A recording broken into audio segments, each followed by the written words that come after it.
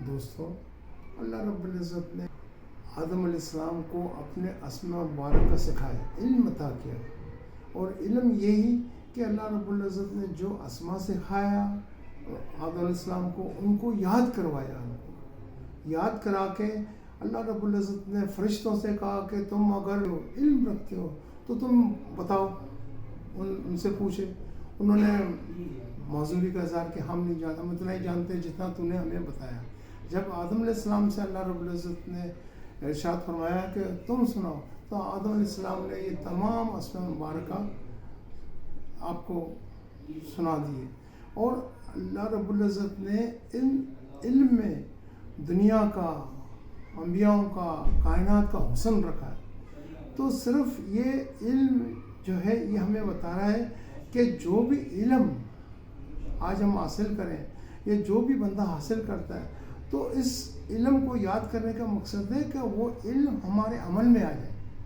جب تک کوئی علم صرف زبان تک ہے، یا صرف پوشاک تک ہے، یا ڈاکٹر انجینئر بن کے ایک ہیڈ لگا لیا، کوٹ پہن لیا، یا عالم بن کے بڑا چگا پہن لیا، اس تک نہیں ہے. وہ عمل میں کیا ہے، اس پر عمل کیا ہے. آدم علیہ السلام نے بھی ان کو یاد کیا، اپنے اندر سمویا، اور اس کو اپنے عمل میں لائے. تو اللہ رب العزت سے انہوں نے کہا کہ سناؤ، تو انہوں نے سنا.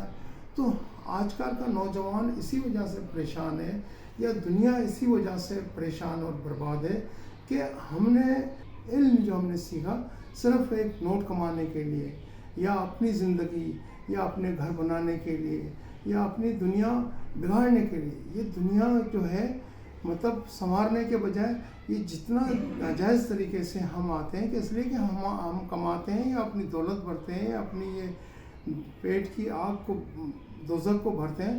تو اس لیے کہ ہم میں وہ علم جس طرح سے اللہ رب العزت نے جس کا حکم دیا، اس طرح سے ہم اس پر عمل نہیں کرتے. تو جب ہم اس طرح سے عمل کریں گے تو دنیا میں اونچ نیچ، کالا گورا، یہ سب چیزیں ختم ہو جائیں گی، اور دنیا اس نہج پہ آ جائے گی جس نہج پہ اللہ رب العزت نے اس کا وجود رکھا تھا، جس نہج پہ اللہ رب العزت نے آدم علیہ السلام کی تخلیق کی تھی. اس کی تخلیق کی تھی، اور ان فرشتوں سے، ان سب سے ہٹ کر ایک مٹی سے ان کا مجسمہ بنایا، اور ان کو وہ علم عطا کیا جس علم پہ اللہ رب العزت نے اس کائنات کی کامیابی رکھی. تو انسان مٹی سے بنا ہے، اور مٹی میں جائے گا اور فنا ہوگا.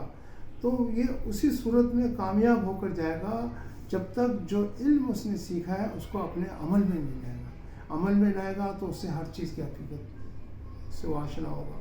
نہ وہ کسی میں تفریق کرے گا، نہ کسی میں بٹوارا کرے گا، نہ حرص اور ہوس کی طرف جائے گا.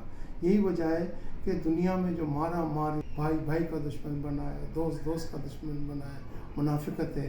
یہی ہے کہ ہم میں وہ علم نہیں ہے، ہم نے اپنے آپ کو نہیں پہچانا. تو ہم جس وقت اپنے آپ کو پہچان لیں گے تو اللہ رب العزت اس کائنات کے خزانوں کو ہمارے پیروں میں ڈال دے گا. ہمارے سامنے اس کائنات کی کے خزانوں کی، ان دولتوں کی کوئی اہمیت نہیں ہوگی. جبکہ وہ علم ہمارے اندر ہوگا، اس کا عمل ہمارے اندر ہوگا، تو ہم کامیاب ہوں گے. تو میری خواہش یہ ہے کہ اللہ رب العزت ہم سب کو کامیاب کرے، اور جتنا علم جس نے سیکھا ہے اس پر عمل کرے.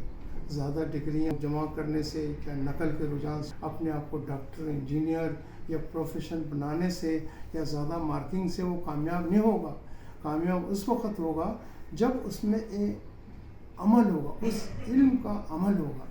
یہ میری دعا ہے. اسی دعا کے ساتھ آپ سے اجازت چاہتا ہوں.